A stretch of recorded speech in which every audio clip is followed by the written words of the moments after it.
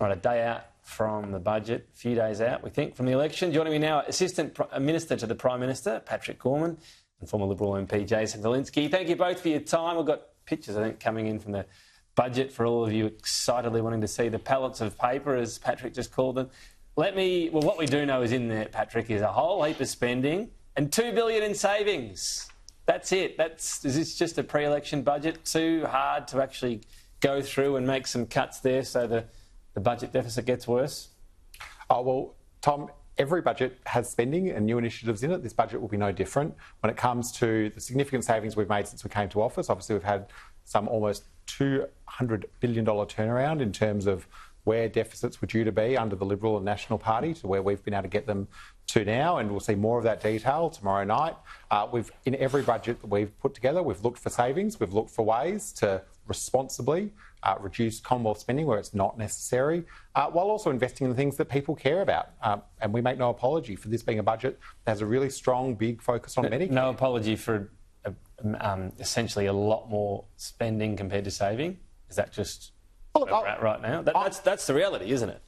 Look, there are some approaches that Peter Dutton and his colleagues have put forward that I reject. The idea that you'd sack 36,000 public servants, sacking public servants in every state and territory, leading to longer wait times for pensions, longer wait times for people to get their veterans assistance where they've served our nation in uniform.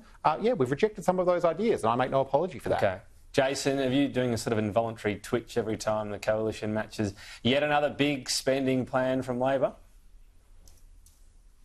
Oh, yes, Tom, or as we call them these days, investments, because it's not spending if you're making an investment. I mean, the overspending in this country is absurd. Debt's gone up under this government. They've made no effort to save money. They've made no effort around productivity. This has been 3 years where they paid off their mates in the union movement and their mates in other service sectors. And the result of that is that we now have a budget that's out of control, inflation that's higher than it needs to be, and the chickens are going to come home to roost, I suspect, after the election. But they're certainly coming home to roost. So what do you make of the coalition response? There's been a lot of matching. Has there been too much? Yes, I think so, Tom. I think that the big argument that is coming in this country would you have liked to have seen is can we have a fiscally sustainable position? There are lots of, the specifics of what I think they should have opposed is, I think the Medicare announcement was a classic example where you had under the previous government, the government I was a member of, the Liberal Party, you had bulk billing rates at 88%. We're now going to spend $2.8 billion, is it, Pat? $900 million of which will accrue to patients, $1.9 billion that will accrue to doctors or to the healthcare system, which means that there's another hit to productivity in what we're doing, when if you just manage the system better, you could get the same results without spending other people's money. Tom, we keep talking about, David Pocock's been on television today talking about free this and free that. It's not free. It just costs someone else money. And what he's saying is, I don't want the people who vote for me to pay for that. I want someone else to pay for it. And I think all of us really need to start to realise that all these free things are not free.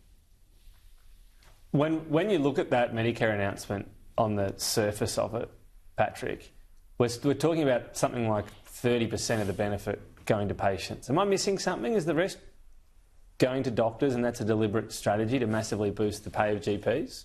Well, what we want to do is to get some 4,800 GPs who currently aren't fully bulk billing practices and get them back into bulk billing. What that will mean is that for 9 out of 10 visits to the GP, it'll be bulk billed.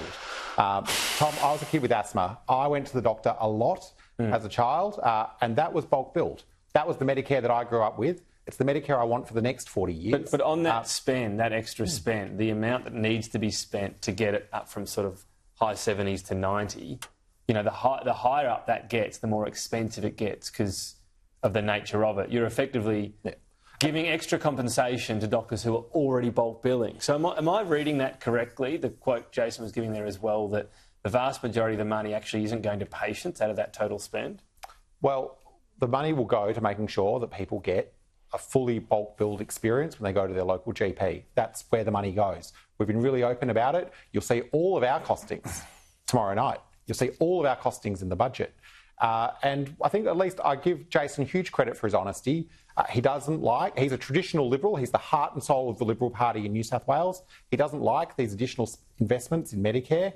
He doesn't like... I won't like when you call them investments again. Well, I think it is. I'll tell you that for me, investing in health is important. I think it is one of the things that makes Australia a great country. It's one of the things I'm really proud of. And if I've got a choice as an elected member of this parliament to get more investments into Medicare, that's what I'll do. Now, Jason, I know that you couldn't care less about sport, so that loss of voice you've got, it wasn't lamenting a referee or an umpire over the weekend. Was it you watching the new core flute wars breaking out between the Teals and the Liberals and bellowing at the television this afternoon?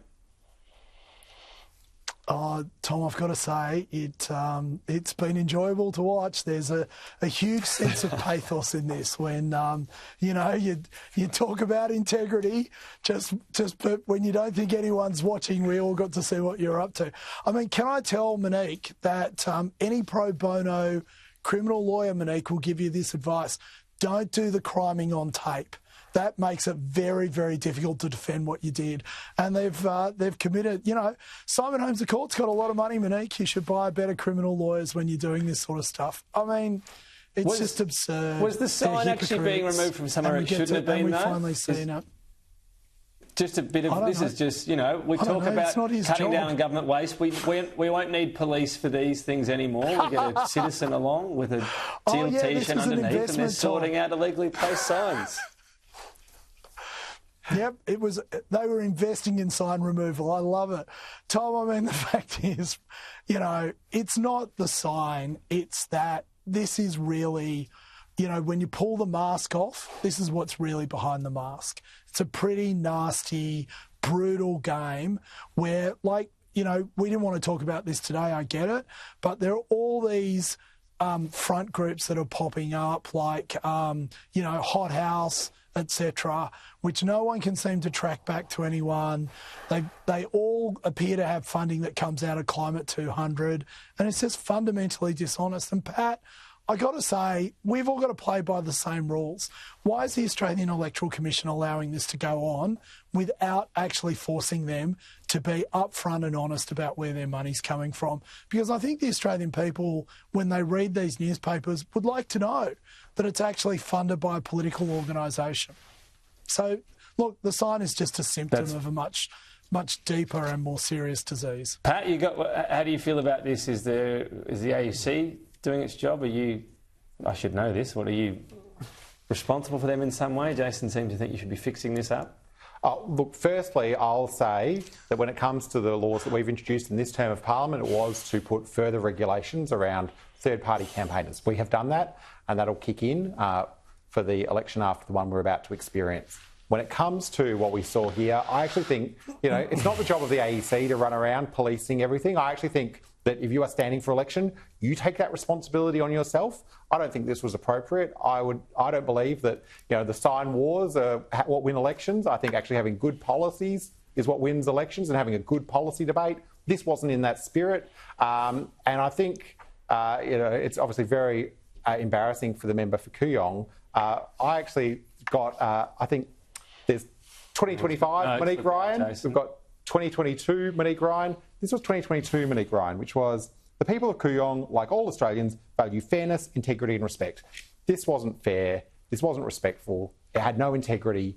It was the wrong way to conduct yourself when it comes to winning an election, and it's disrespectful to voters. And I'd just say to people, don't do activities like this. Get out there and argue your case, especially when you've got millions and millions of dollars from Climate 200 behind you. When you two agree so much, I just don't really know where to go with this. She has, we'll point out, the member apologised, her husband as well. Wrong way to go about it, they said, essentially.